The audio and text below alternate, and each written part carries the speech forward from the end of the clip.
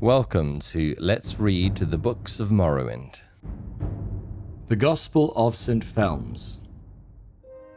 Though the fires of Red Mountain had subsided and the traitorous houses had been vanquished, infidels remained throughout Resdayn. In the west, the great fortresses of Redoran were all at once surrounded by the heathen children of the sky. The mayor of those lands cried out, "Where have you gone, champion of Resdayn? The war has reached our gates, and the Lord, Mother, and Wizard have abandoned us."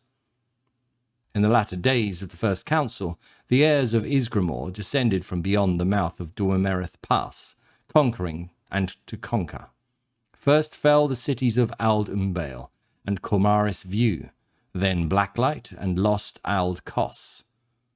From the blood and tears of the subjugated Dunmer, they raised the Tower of Weighty Stone, which defiled the land and marred the sky. This place the Nords called the Shorehroth, for upon its height were sacrificed an innumerable number of mare to sate the hunger of their fallen god Shor. Yet the plight of Redoran did not go unheard. From Vardenfell and Cragganmore rose 10 mighty columns, bearing forth the high banners of Indoril and Redoran. Even House Redoran sent forth the last of their sons, among them the youth Felms, the standard-bearer. The other houses had been gravely injured. Dres retreated into the depths of the jungles. Telvanni sorcerers returned to their secret works in the lofty living towers. Hlaalu merchants reopened their shops and counted their gold. Unlike his brothers, Felms' voice was marred by stutters and lapses. "The gods have burdened you by taking your voice," spoke Salam. "You are useless in battle, Felms. It was Father who made us bring you. General Triffith has no need of a fishmonger, brother. We have no need of you. Return home at once." Felms did not dishearten. He lifted the proud banner of his family higher than even mighty Indoril. The blue letters upon silver cloth shimmered in the morning light. "How will you help General Triffith, Felms? I love you, my brother, but I cannot see your usefulness here. You should have remained at home to help Father with the butcher shop," spoke Ahasor. Yet Felms simply hastened more, gazing at the magnificent stature and armour of Lord Indoril Triffith. North they marched into the lands of Redoran, toward the scorched and shattered ruins of Ald Kos. Even great House Indoril trembled at the sights in the lands of Redoran. Ald Kos smouldered.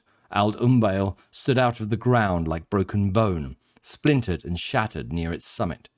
Fallen mare were strewn everywhere. Some were made into banners, others into living braziers, and still more pinned unto trees with countless arrows. Yet even with those atrocities, there stood still north of them the great tower of Shorehroth. It spewed smoke as though it were Red Mountain. House Redoran cried out, for their kin had been raped and murdered. "Why have you forsaken us, Almsevi? The banner of Redoran has sunken below the mountains," Lord Varam wailed. He beat his spear against his shield. "Your house shall be avenged soon, brother," spoke Lord Indoril Triffith. With all their might, the 10 columns marched forward into the occupied lands. The land was silent. No guar, no hound, no boar. Perhaps the Nords had slaughtered them as well. As the night turned into dawn, they gazed upon the iniquitous tower of Shorehroth. The sacred river had been defiled, for the 10,000 altars drained their contents into the river. 3 great flumes spewed forth blood and gore. Among the dead were found many lawmen and kinsmen of House Redoran. "The Kaimer have come, treacherous children of the sky," Varam and Triffith cried out. From atop the tower descended one dressed with gold and white, stained blood red. "The Kaimer are at an end, high lords of Resdayn. You have become dark and not golden as the rays of Shor. You have brought many men, but I have brought more." From beyond the tower's walls came forth 15 men dressed in furs and ice. They stood in line. These were the famed Serpool of Skyrim, the Tongues. Lord Varam, a councilman of House Redoran, came forth from his men. "Enough!" He drew his sword, and 2 columns of Redoran mare pounced upon the wicked priest, whose name was Ragnar Stormcrow. Too much vengeance filled his mind. The Serpool only whispered a single utterance, and the 2 columns were felled. Yet General Varum was spared. Ragnar Stormcrow smiled. I have shown you mercy, Dark Elf. Lord Inderil Trifith and Lord Varum drew their swords and descended upon the stone tower. From on high rained down countless arrows, for atop the tower were many skilled marksmen. Salam and Ahasor lifted their halberds and ran toward battle, but Felms remained. Though the mayor fought gloriously, they were beaten back. Lord Trifith lay atop his shield unconscious. Lord Varum had been killed. Deep within his throat, Felms heard the sweet voice of Iam. Felms, you are my voice. Deep within his mind, Felms recognized the wise thoughts of Set. Felms, you are my thought. Deep within his soul, Felms felt the presence of the divine Vec. Felms, you are the messenger. Pronounce the sacred words of Almsivi. Felms planted his banner into the ground and gathered his voice.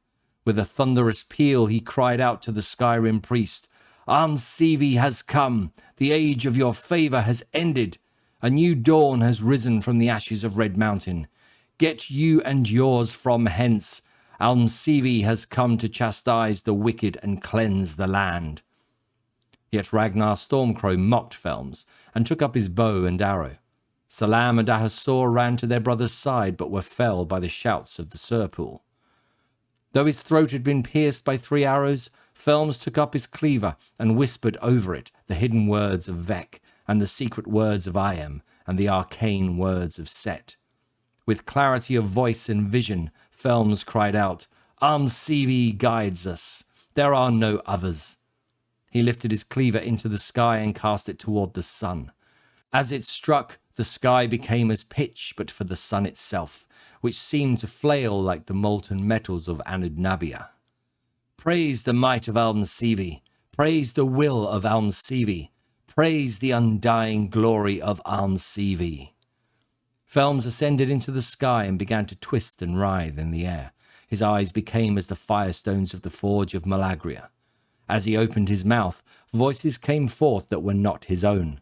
Thousands of voices resounded against the sides of the Velothi Mountains. It seemed as though the world sang together. The song filled the lands of the Redren. The foundations of faraway Bodrum trembled.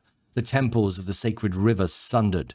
It was then that the might of Almsivi was seen before the mayor of the 2 great houses. The song grew louder, then louder, almost unbearable. Even the Serpool had fled back into the bloodstained tower of Shorroth. Cracks rose from beneath the land, shattering the 10,000 altars of Shor. Ragnar Stormcrow descended from on high and came forth with bow and arrow. As he reached for his quiver, he realized he had already shot the last of his arrows. You seek weapons to slay the messenger of the gods. There is nothing you have that will slay great Vec, mighty Am or wise Set. 2 houses have already fallen at their hands. The great purification is coming to its end. See behind you, heathen. Your Serpool have fled back beyond Duamerith Pass. Thus speaks Almsivi. Take back your arrows, one for every mare slaughtered to your wicked idol. And the blotted sky became as countless arrows, which descended from above to impale the heathen upon that spot. Felms descended from the clouds and hacked the priest's iniquitous head from its shoulders. Thus speaks Almsivi. Behold the deceiver of the deceived. See the face of he who has undone this land. The Serpool of Skyrim have been silenced. Almsivi has spoken through the voiceless. From this mouth shall blossom the sacred words of the Lord, Mother, and Wizard. With these hands and lips, Almsivi shall heal the people. In the days to follow, the armies led by Felms drove the Nords as far west as High Windhelm. Upon his deathbed, General Inderil Trifith gave over his rank to Lord Felms of House Retherin. For many decades to come, St. Felms defended Resdane from the invading Nords and Sirids.